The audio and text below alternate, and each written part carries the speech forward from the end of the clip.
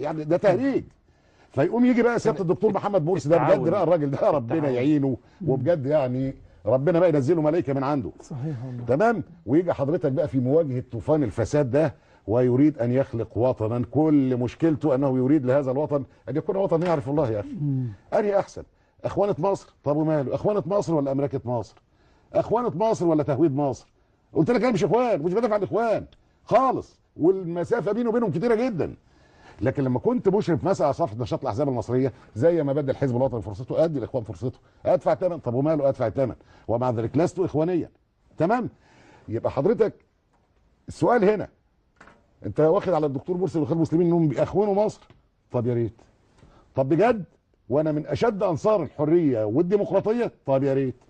اخوانه مصر ولا تهويد مصر؟ اخوانه مصر ولا امريكه مصر؟ لا يبقى اخوانه مصر. لكن ما انا بقول لحضرتك انك هنا هتصطدم بحاجات كتير. طب اللي حضرتك شايفه على شاشه التلفزيون اداه نقل خبر المعلومه، ده صناعه خبر وصناعه معلومه. طيب هو بوقار باحترام بادب قال يا جماعه المواد الدستوريه المختلف حواليها نحددها ونقعد نعمل وثيقه حول المواد دهيت نعالجها من خلال وثيقه ونصلح المواد اللي موجوده. ده لو كانت القضيه قضيه دستور ولا مواد دستوريه، لا القضيه مش قضيه هتعرف المساله ما هياش كده خالص. طب اسال الناس اللي في البلد انت معترض على الدستور قريته؟ والله العظيم ثلاثه ارباع اللي بره واقسم بالله ما قريها. طب معترض على الاعلان الدستوري، تعرف يعني ايه اعلان دستوري؟ والله العظيم ما يعرف.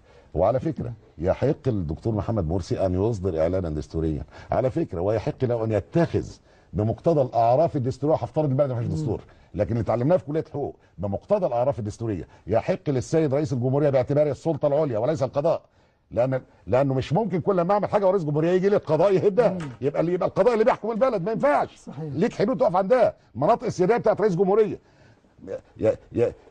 يحق لرئيس، بل يجب، ده حاسبه لو هو اثر في ده، بل يجب على رئيس الجمهورية أن يتخذ ما يراه من التدابير كلما كان الأمر متعلقا بحماية الإنسان أو حماية الوطن، ويبقى ده الكلام الصحيح.